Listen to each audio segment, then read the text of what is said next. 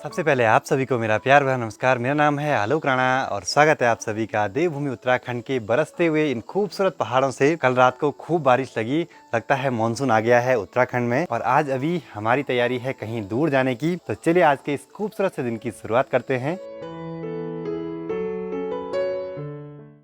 आजकल जो गाँव की महिलाएं हैं सभी लगी हैं खेती बाड़ी के कामों में। जो खेतों में कोदा झुंगरा रहता है उसको सारी लगाते हैं। तो पहुंच चुके हैं मनसूना मार्केट में और यहाँ पे गाड़ी की अच्छे से धुलाई होगी है क्योंकि कल रात भर बारिश लगी है और धीरे धीरे ना मनसूना मार्केट में चहल पहल बढ़ने लगी है क्योंकि जितने भी जो गाड़ी वाले थे जो यात्रा पे गए थे वो वापसी आ चुके हैं क्योंकि यात्रा थोड़ा सा कम हो गई है। आज की हमारी पहली डेस्टिनेशन है ऊखीमठ ओमकारेश्वर मंदिर। सोमवार भी है तो वहाँ पे जल चढ़ा देंगे। सामने केदारनाथ वैली की ओर मौसम काफी सही हो रखा है, मतलब बादल लगे हैं और फुल मानसून वाली फीलिंग आ रही है आजकल। तो अभी पहुंच चुके हैं ऊखीमठ ओमकारेश्वर मंदिर के पास में और यहाँ भी आजकल काफ़ी यात्री लोग आते हैं दर्शन करने के लिए। और यहाँ ओमकारेश्वर मंदिर के आसपास ना रहने खाने की पूरी व्यवस्थाएं मिल जाएंगी आराम से। मैं यहाँ पे मंदिर में कई बार आया हूँ लेकिन यहाँ पे पूजा की थाली लेके कभी नहीं आया, तो आज मौका मिला तो मैंने कहा चलो जी चलते हैं मंदिर में। और पीछे बंदर भी है ना, इससे बच के भी रहना पड़ेगा, भरोसा नहीं इनका, पता चला हाथ से थाली छीन ली। ओम कर्पूर गौरम करुणावतारम संसार सारम भुजगेन्द्रहारम सदा वसन्तं हृदयारविन्दे भवं भवानी सहितं नमामि महादीपार्श्वे चटते रमन्तं सम्पूज्यमानं सततं मुनीन्द्रैः सुरासुरेय क्षमहुर्गाथे केदारनाथं शरणं प्रपद्ये। यहाँ ओमकारेश्वर मंदिर में हम आए और यहाँ पे छोटी भुल्ली मिली, ये हमको पूरे मंदिर के आसपास घुमा रही हैं। और यहाँ पे शिवलिंग है, हमको पता नहीं था, ये भुल्ली ने बताया कि यहाँ पे सिर्फ लोकल को पता है, ये मंदिर से थोड़ा बैक साइड में। यहाँ देखिए, और यहाँ पे शाम की आरती का टाइम है 7 बजे आजकल और सुबह 6 बजे कपाट खुल जाते हैं और रात को आप आरती तक दर्शन कर सकते हैं यहाँ अच्छे से। और एक चीज़ का ध्यान रखना, अपने पास अगर प्रसाद की थैली या थाली हो तो ये बंदरों से ज़रा सावधान रहना, वो झपट सकते हैं आप पे। और यहीं पे भगवान केदारनाथ जी और भगवान मद्महेश्वर जी का शीतकालीन गद्दी स्थल है और यहीं पे भगवान श्री कृष्ण जी के पौत्र अनिरुद्ध तथा बाणासुर की पुत्री उषा का विवाह हुआ था। और जैसे यहाँ मंदिर में दर्शन किए वैसे यहाँ पे जो श्रद्धालु हैं उनकी भीड़ काफ़ी बढ़ गई है, तो अच्छी बात है कि हमने टाइम से दर्शन कर लिए।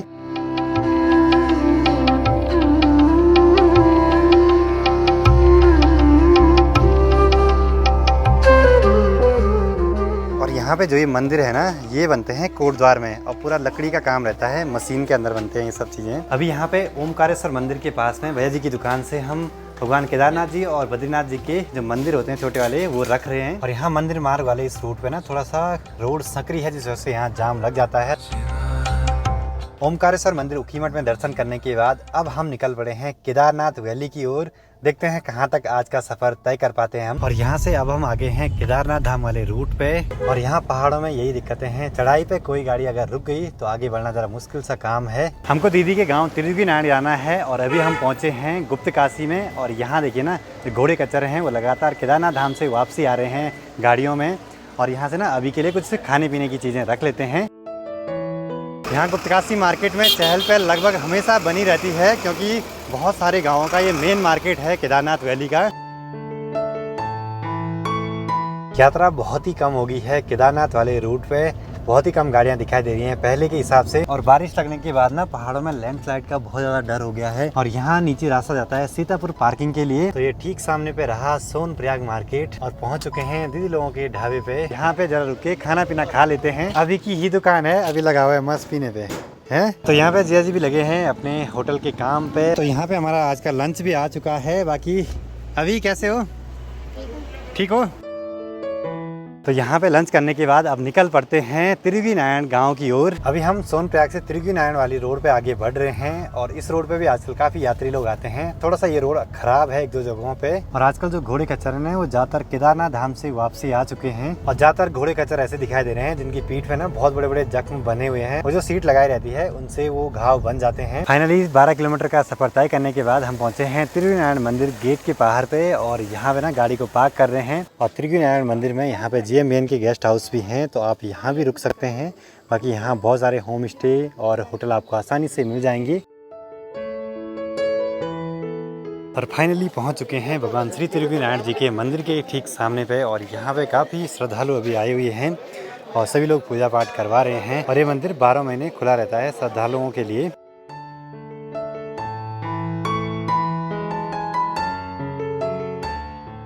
प्रत्येक तीर्थ में बही खाते होते हैं, तो उसमें ये प्रत्येक आदमी ये समझता है कि आखिर ये खाते क्यों लिखे जाते रहे, कैसे करके। इनकी शुरुआत भी उसी वक्त से हुई जब आदि गुरु शंकराचार्य ने भारतवर्ष के अंदर में यात्रा का शुरुआत किया था, साउथ से नॉर्थ, नॉर्थ से साउथ की तरफ। हिंदुओं का जो है ना चौथा चरण होता है वानप्रस्थ, उसमें शामिल होता है तीर्थ यात्रा।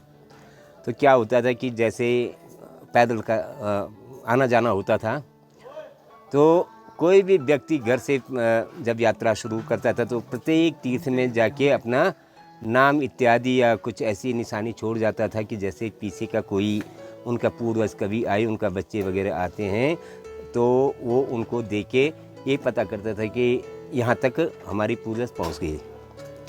तो कभी कभी क्या होता था कि यात्री घर से चलने के उपरांत पूरे हिमालय की परिक्रमा भी नहीं करते थे, वहीं पे समाप्त हो जाते थे।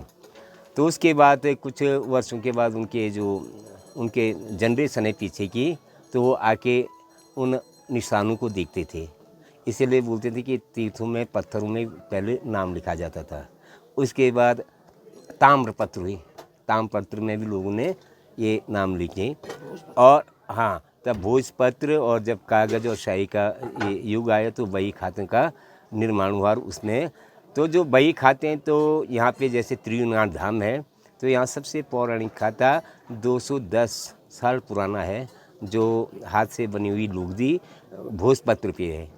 उसके बाद में 2.25 साल के आसपास के जो पेज हैं वो कागज़ के पन्ने हैं। तो उसमें क्या है कि 2 फायदे थे। एक तो परिवार की जानकारी उन्हें ये होती थी, हमारे पितृ फलाने स्थान पे स्वर्गवासी हुए, फलाने स्थान तक पहुँचे। दूसरे में क्या होता कि ये जो वंशावली लिखी जाती, इसका एक सबसे बड़ा फ़ायदा ये हुआ कि जो घर में बंटवारा इत्यादि होता था, लोग एक जगह से दूसरी जगह चले जाते थे बसने के लिए।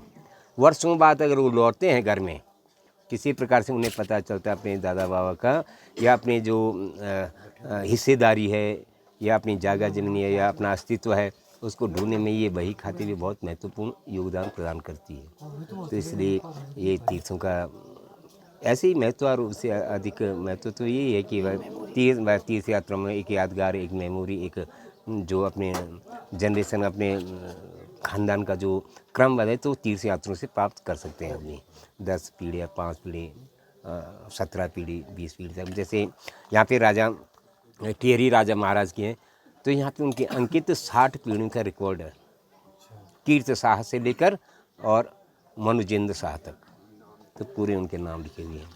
और ऐसे कुछ रिकॉर्ड काफ़ी पहले से यहाँ मेंटेन रहते हैं। और केदारनाथ धाम में भी आपको कुछ ऐसे देखने को मिलेगा। और यहाँ जब हम अपनी पूरी फैमिली के साथ आएंगे तो उसके बाद हम भी अपने पूर्वजों का रिकॉर्ड देखेंगे कि वो कब यहाँ आए थे। मतलब कि इन बही खातों में आपको अपने पूर्वजों की जानकारी भी जरूर मिलेगी, अगर वो यहाँ आए होंगे काफ़ी पहले भी। जब भी कोई यहाँ मंदिर में आता है तो बही खाते में अपनी एंट्री जरूर करवाते हैं। अगर आप भी आते हैं तो आप भी जरूर करवाइए। और यहाँ मंदिर में दर्शन भी कर लिए हैं, अब निकल पड़ते हैं यहाँ से घर की ओर। और यहीं पे ना शिव पार्वती विवाह स्थली भी है, और ये वेडिंग डेस्टिनेशन के नाम से भी काफ़ी फेमस है। आप यहाँ आके विवाह संपन्न कर सकते हैं अभी। और यहाँ मंदिर गेट के सामने पे ये 4 शटर हैं, ये दीदी लोगों के ही हैं और ये किराए में दिए हुए हैं। यहाँ पे मेडिकल है और यहाँ पे होटल है। और ऊपर पहाड़ियों से देखिए बादल ऐसे लगे हैं, लगता है मौसम आज पूरा खराब होने वाला है। ठीक सामने पे है बगीचा मोहल्ला त्रिवेणी का, वहाँ खूब सारे फल होते हैं। और अब हम थोड़ा सा दूरी पे जा रहे हैं, वहाँ से सामने के नज़ारे आपको दिखाएंगे। हेलो, कैसे हो? अच्छा, कहाँ से आप? अच्छा, पौड़ी से। और यहाँ से देखिए त्रिजुगी नारायण गांव का दूसरा ये मोहल्ला है और आपको तोसी गांव में ले जा चुका हूँ। ठीक सामने इस वाली पहाड़ी पे जो रास्ता दिखाई दे रहा है वही तोसी गांव के लिए है। और तोसी गांव के लिए यहाँ से आगे थोड़ा सा रोड कटी है कुछ दूरी तक, लेकिन अभी तोसी गांव रोड से कनेक्ट नहीं हुआ है, कुछ टाइम में हो जाएगा। बाकी यहाँ के नज़ारे तो हमेशा गजब के ही रहते हैं। बाकी इन पहाड़ों के पीछे कहीं है केदारनाथ धाम।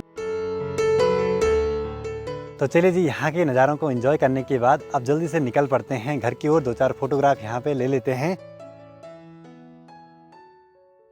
रास्ते में तो ऐसे लग रहा है कि केदारनाथ यात्रा कम हो गई है, लेकिन यहाँ पार्किंग में गाड़ियों की बहुत ज़्यादा भीड़ लगी हुई है। और पहुँच चुके हैं दीदी लोगों के ढाबे के पास में। अब यहाँ पे बैठ के जरा चाय पीते हैं, फिर निकल पड़ते हैं आगे की ओर। तो चलिए दोस्तों, अब निकल पड़ते हैं सीधे घर की ओर। हल्की फुल्की बूंदाबांदी भी स्टार्ट हो गई है।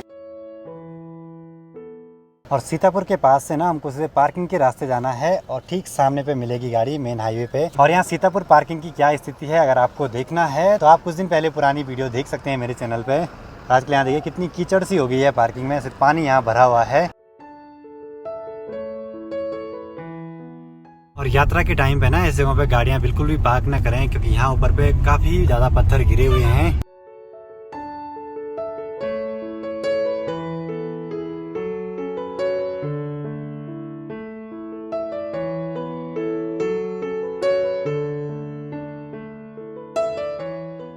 तो यहाँ आके पुरानी यादें ताज़ा हो गई हैं। मुकुल भैया पिछली बार जब आए थे तो यहीं पे रुके थे।